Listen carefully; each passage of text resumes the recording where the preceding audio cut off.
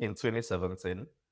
I had just completed my national service and did an aptitude test with this wonderful Big Four firm, KPMG. Somehow I passed the 5 rounds of test. I couldn't believe myself. But I essentially had the job and they were asking for me to send my transcripts. Okay. I get down to my school in Futo to apply for my transcripts, and I'm told I haven't graduated. Welcome, Chidubem. Thank you so much for joining me here today. I really appreciate your support. Thank you so much for having me. It's a pleasure to be here today. How does it feel to be the first guest on NeemahNotes? Mm. It's a privilege, actually, to be the first one to come here and participate in this and share a little bit of myself with everyone out there. I hope I'll be the least of everyone that you bring here. My friend, you're not small. Absolutely You're not. not small in this life. No, you're the one who is going to blow. This is going to blow. Okay, I hope so. I hope so. I really have high hopes for this podcast. And I Yeah. hope that people get to enjoy it and get to resonate with the stories that we'll share on here. The truth is that for people like us who know you closely enough, Mhm. we know you have a lot to say. Okay. You are an awesome person, and it's a privilege to be able to share a dose of that awesomeness with everyone else out there. So yeah, Okay, keep I hyping am me. with you. Thank you. So let's get into the conversation. Mhm. So the phrase "it takes a village" is very common. Is there something you can say about that? And secondly, if you think about people aside your parents that you would say that have had influence in raising you, what would you say? In terms of the phrase "it takes a village," I am Igbo, and when a mother gives birth to a new child and brings the baby back from the hospital, the friends, the neighbors, families, everyone gathers around to celebrate the birth of the new child. They pray for the new child, they bless the new child, they rub powder. Traditionally, we put the powder on top of the head to celebrate the new child. But this is, in essence, manifesting the phrase that it takes a village. You are bringing it into life because everyone gathers to say, hey, it's not just the parents' responsibility to take care of this baby, it is also our responsibility, right? Okay. And yeah, so I think the tradition still holds true today. From where I'm from, I believe it's almost the same where Yeah, you're that's from. such So a sweet tradition. yeah, Yeah, it's almost the same in the Yoruba culture. There's this saying that your Colombi mo igba ojú ló ń tọ́mọ, like many eyes raise the child. yeah, So yeah. exactly. Following from that phrase of many eyes raising the child, I might not be able to give you names and Okay. everything, but there are instances of where the village has contributed in raising me. And I will start from when I was little. Okay. Right. I remember when I think I was in primary one, Mhm. and my sister was maybe in primary three, and our house help was in primary four. And our house help would like buy all these goodies for us, Okay. big bite biscuits, goody chocolates. We didn't even ask where he was getting the money from. We all just enjoyed it and went with the flow. But his teacher, who was a senior at the time, he was above 60, he had retired from a government secondary school and came to teach in a primary school. Okay. He asked questions and he told the teacher that my father was giving him this money to take care of us. Well, so happened that the teacher did not believe him. And so he surprised us with a visit one day at home and had a conversation with my father. It turned out my house help was actually stealing it. He was being industrious. He was being very industrious because back then my father used to have a stash of coin. He never really paid attention to them. So whenever he got coins, the 1 naira coins we had back then, he would throw it in there. Okay. And so somehow our house help noticed this and he was going there to help himself regularly. And we were also benefiting. Mhm. That story did not end well for all of us. I know. I know. Imagine in a Nigeria, all of you would have included. Exactly, didn't Yeah. end well for all of us. And also, my parents decided they didn't want to carry on before he corrupts us. And Yeah. we turned out to become thieves or something like that. We had to leave our house. I wasn't so happy about it because I really enjoyed the goodies we were You getting. enjoyed the business. Corruption. That's where corruption starts. Actually shared a similar story with you about a cousin growing up that was being an entrepreneur. She would take pencils from home, give some to me to sell in school. She'd also sell in school. Then I would return the The money to proceeds. return the proceeds to her. And then when we were caught, like nobody even considered that, oh, I wasn't the one taking the pencil. We Yeah. were disciplined the same way. She's doing so well in life. I can imagine that we're not caught and there was nobody to reprimand us, Yeah. what that could have led to. So chastising children is very important. Yeah. I mean, I don't even know that teacher. I can't remember his name. Okay. Right. In fact, he never got to teach me. But the point was he played a big part as an instrumental member in my village in Yeah. raising me, right? And a lot of people have also done the same over the years. I mean, I can't name all of them. I used to have this boss when I was in KPMG, both in Nigeria and the UK. His name is Hamza. I looked up to him so much because he moved to KPMG as a senior manager. And somehow he joined the recruiting team and he looked back home. He was like, we had a lot of qualified people in the home office. And yeah, he would like, if you were interested in moving, he would recommend you to the HR. They would send you an interview invite. It was still up to you to prove that you're competent to get through the interview and get the job. But he helped us to get like a foot in the door. And that way he was able to get a lot of us in. This is lifting others in action. Someone who got to the top and was able to look back and draw others up. I have so much respect for him. Yeah, yeah. As you talk about this, I just look back into my career and I would say that I've never had a bad boss. Really, I feel like I'm so lucky. Like I studied in Coronation through Daniels. It was so amazing. It pushed me Yeah. to be a better version of myself. It would entrust me with like tasks that are even beyond like my level, Yeah. and it would support me through it. And I'd say that I owe like he's one of the people that I owe the person I am today. And also like moving to Olon, Afolabi told me they were just amazing people. When I wanted to start this MBA journey, Yeah. they encouraged me. You know, some bosses would not want to leave you because maybe you're doing amazingly well on the Yeah. job. But these people saw the bigger picture that it goes beyond the current job. And Afolabi wrote amazing recommendation for me, even Thanks. Cyril. Sometimes when I feel down, you know, when things go hard, Yeah. I'll go back to my recommendation letter. I'll say like, okay, I'm that girl. If these people that are doing so well, that are at the top of their career can say these things about me, I am that girl. And we can't overestimate the impact of good bosses and the influence that they have in our lives. I'm glad you had Mr. Anza. Yeah. If you call him Mister, he's a baby boy. So don't call him Mister. Okay. Yeah. But generally, all my friends as well who has been with me through the time before coming here, I had to apply, go through the rigorous MBA application. And people held my hand all through. I remember people that I lived with in the UK, Uche and Trust, my flatmates, they were like some of the best people around. When I got into talk, Uche, when I told Uche, he rushed me and he carried me up. He was like that raw joy of like seeing all the hard work come to pass. And I remember when one of the application, one of the schools I was applying to, I can't remember which one. I think it was Ross. The window was closing down on me, and I wrote this like very short essay, and I needed someone to take a look at it before I submitted it. And I called my friend Trust. He was just coming out of a meeting, and I called him. I kept him on the Teams meeting, and he reviewed my essay against his wish. I kept him just like, these are people that turn up for you, right? I had my friend Bugsy, who we started the journey together with. Um, we started the MBA application. We started talking about it. Till we applied and we are both MBA graduates now. Happy about that. But he reviewed almost all my essays. I remember in December 2023, when I had interviews, I had like my case together, my case studies together, but my behavioral interviews wasn't flowing so well. And then I reached out to Bugsy on 26th December. I told him I had a problem. And he took out like 2 hours every evening from 26th December till like 2nd January. You know, our interviews came very early in January.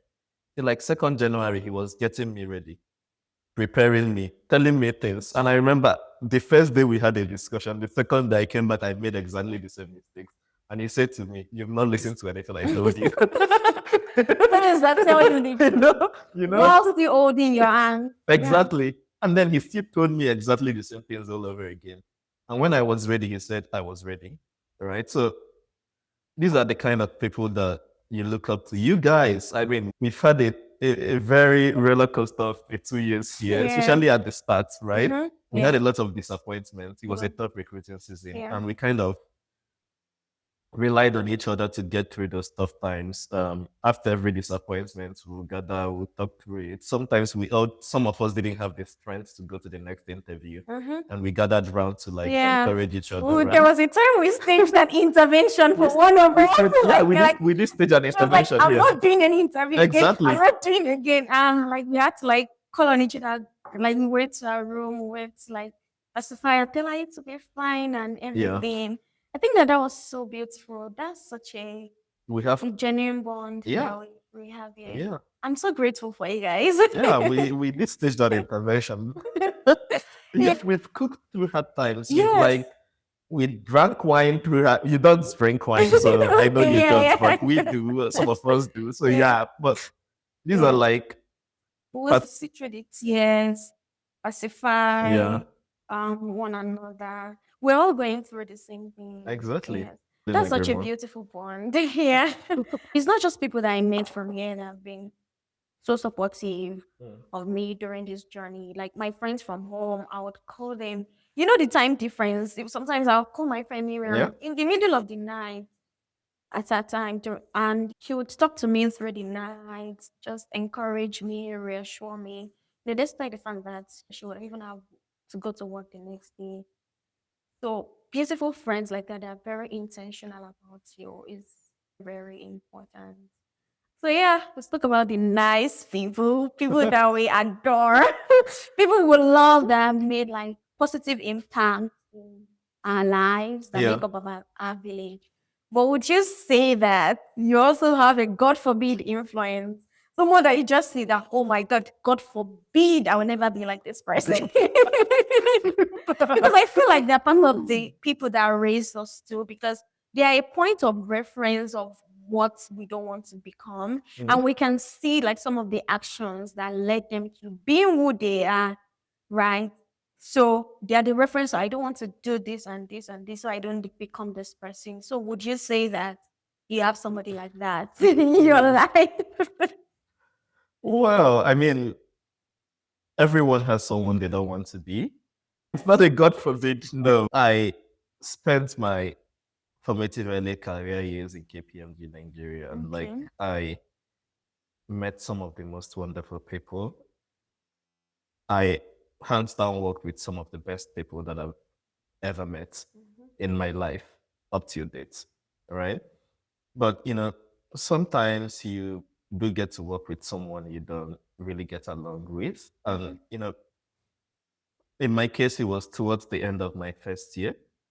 I had this senior who was in his third year at the time. He was supervising me through a SOX engagement. And, you know, I didn't really feel that he supported me very well.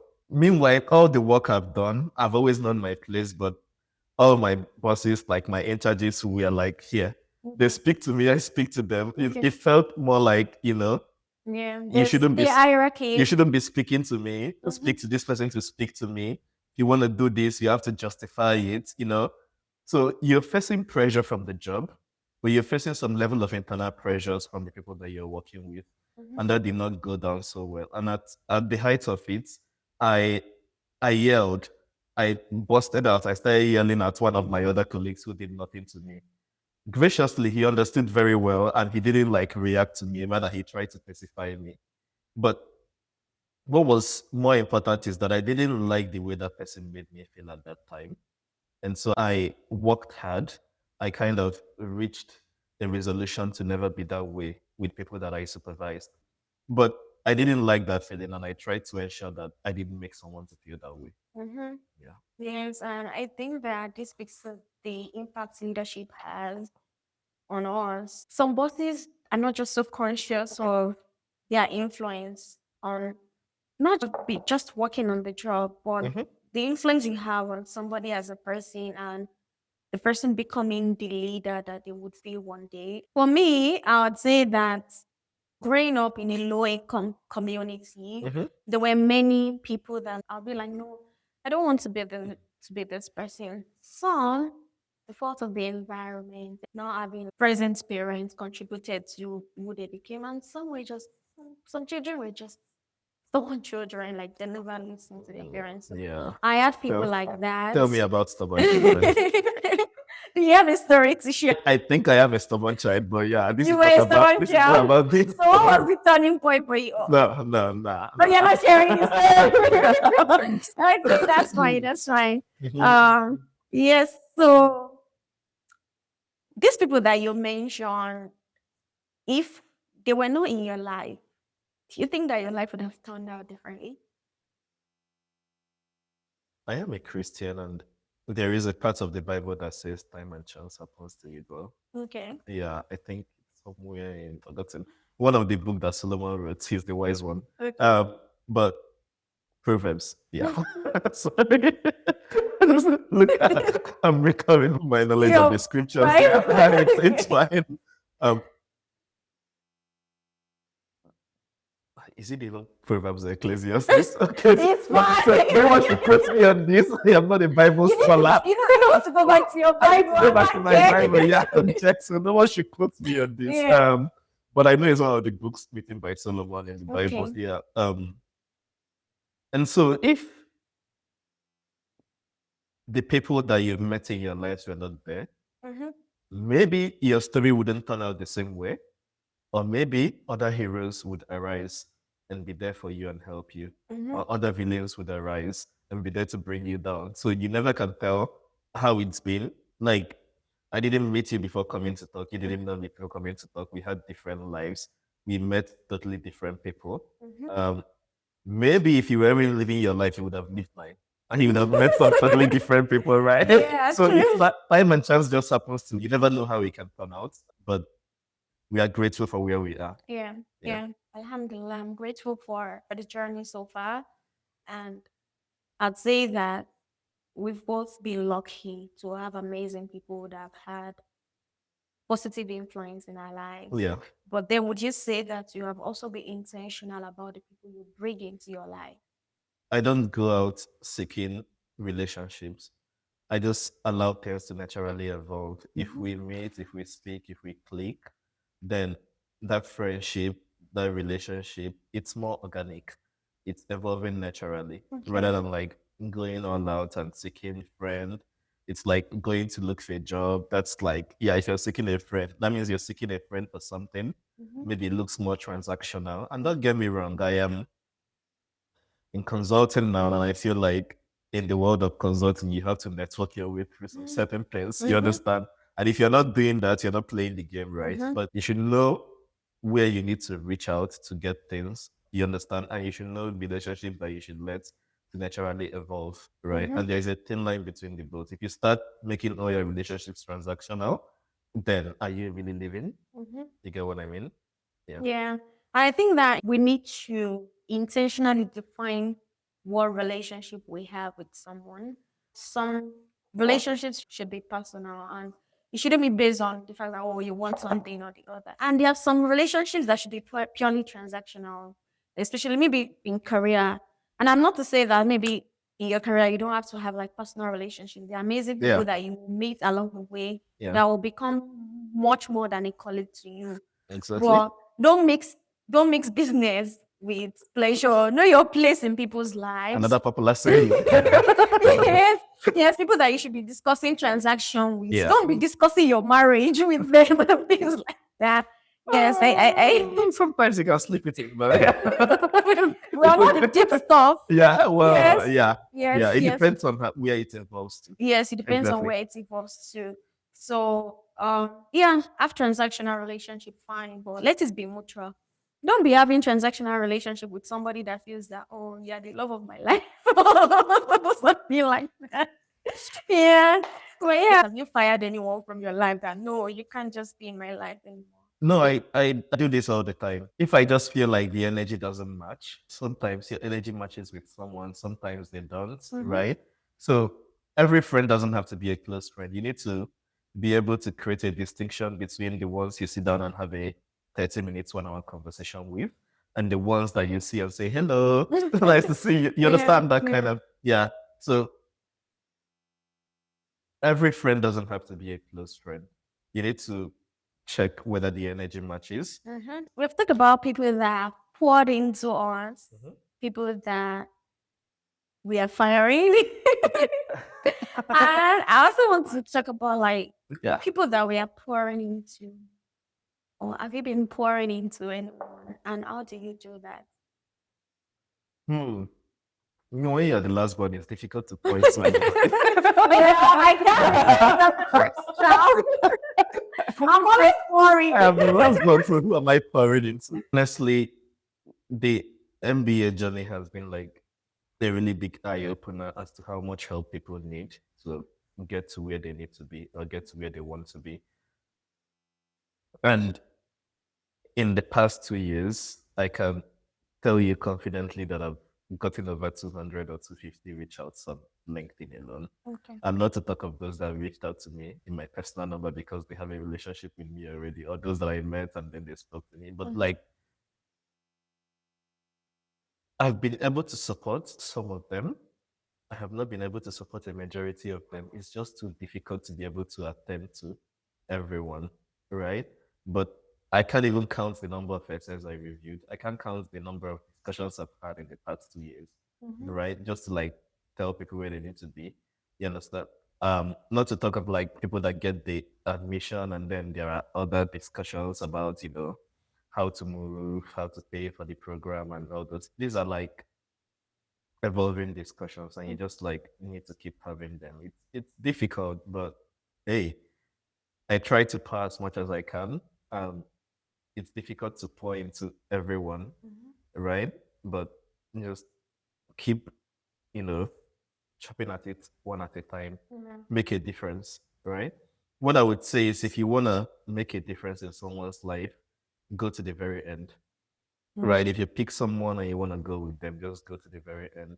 Except they fire you. Except they fire. If they fire you, fair game. Oh, you have a reason to fire them. If they fire you, fair game. But yeah, when I try to help, well, I don't like to fire people when I'm helping. I try to go the full length. That's me.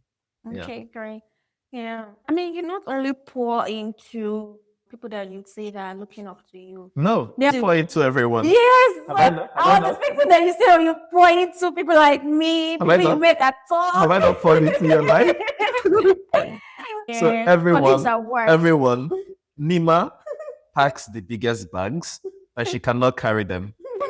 I have an A plus in carrying her bags when she's traveling. So if you don't know that, I'm pouring into her life. She will never admit it, but I'm pouring.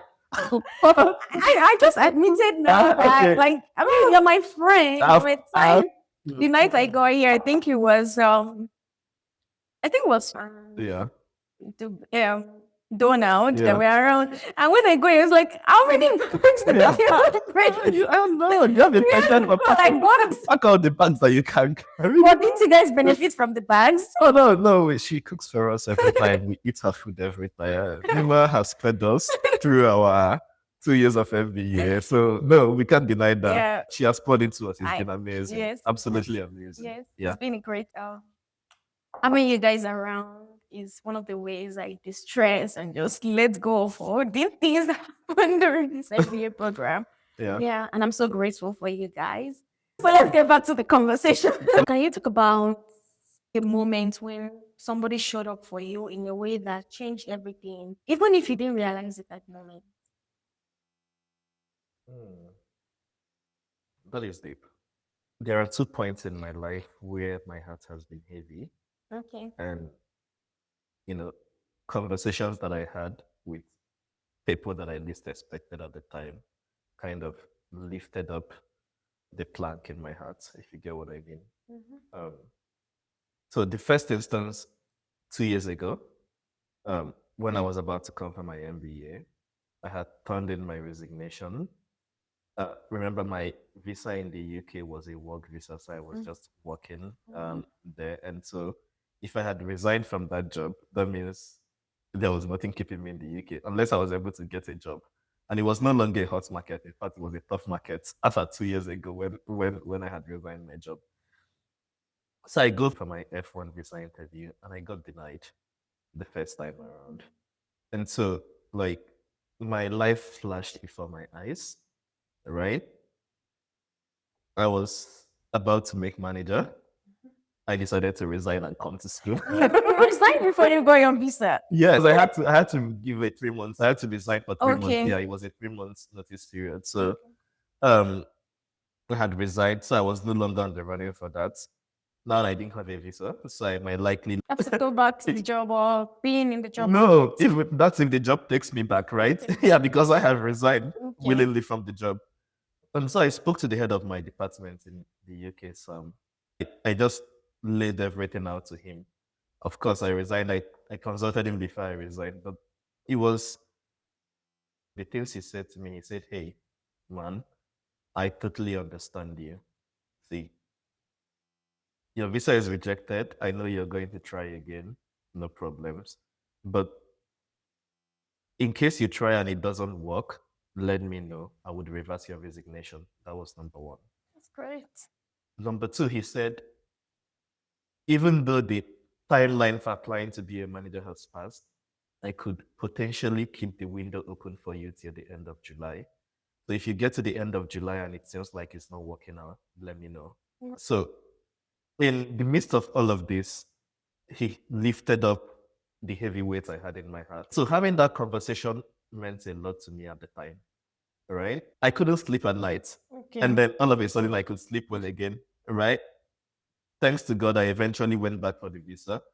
Also, thanks to the recommendation one of my directors wrote for me, I got the visa and I didn't need to make that decision. But that was a really helpful moment. And he showed up for me in ways that I did not expect. All right. So shout out to Sam. Shout out to Sam. The second, I even have to go way back 8 years ago Okay. in 2017. I had just completed my national service and did an aptitude test with this wonderful big four firm, KPMG. Somehow I passed the 5 rounds of test. I couldn't believe myself.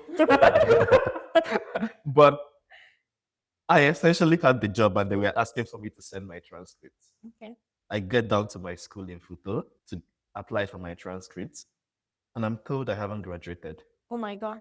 I was like, you guys give me my statements of results, sent me to national service with my statements of results. I've done my service. So it so happened like there was some controversies around the computation of our results, maybe some, I don't know, mutilations of results along the way. Okay. The results were revoked in my department. Apparently, everybody had not graduated, including those that had gone for service. Now, I wouldn't really be bothered about this, but I needed to send my transcript to be able to start. That was the last requirement I needed to be able to have a job.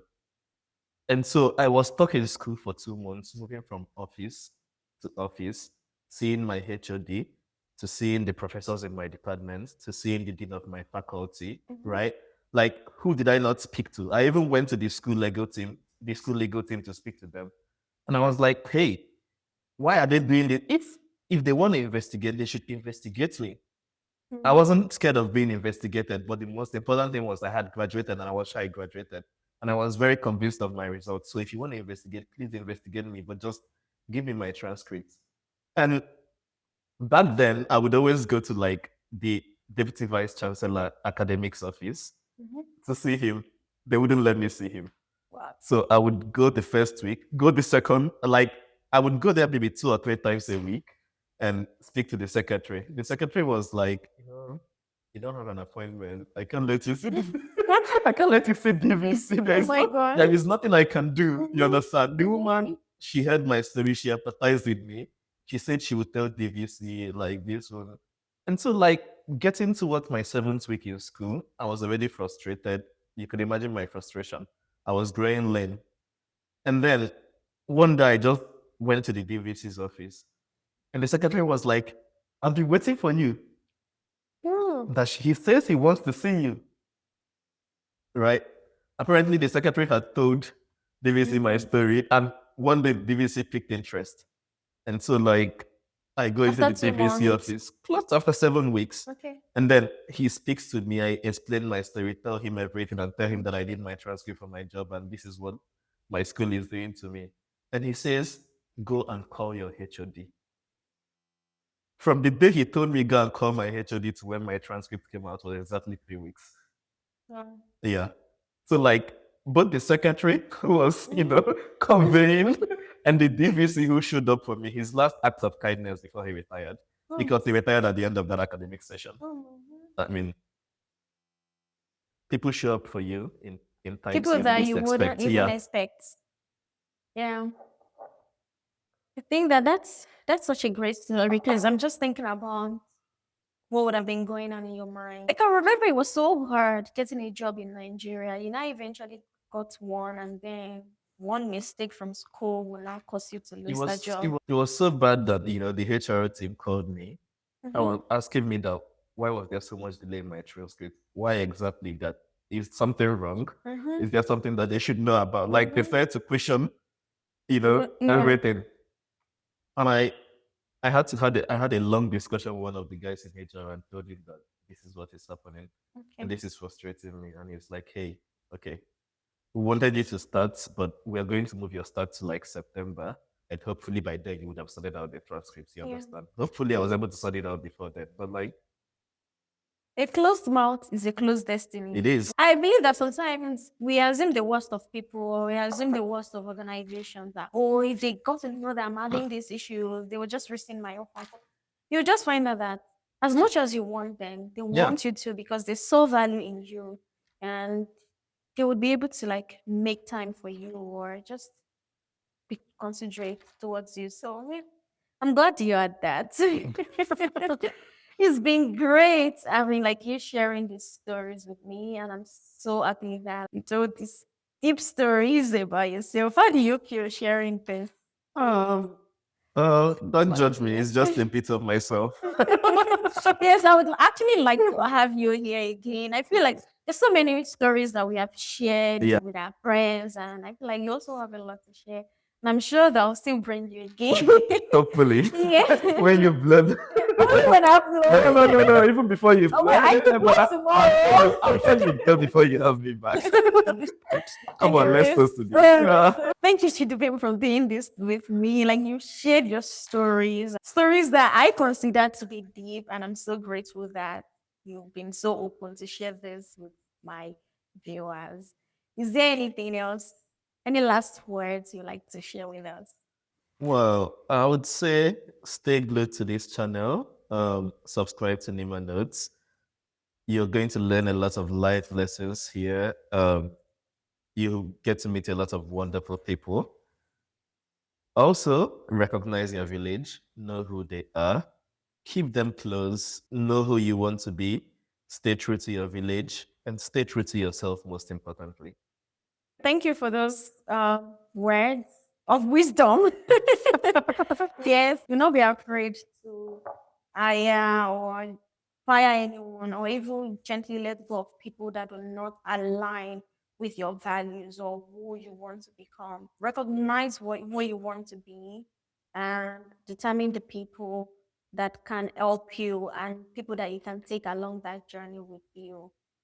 Thank you so much for staying with me till now. I really, really had a great time with my friend here, Chidubem, and I also hope that you enjoyed our stories. And please subscribe and join NeemahNotes on Instagram, YouTube, and TikTok. Thank you for your time.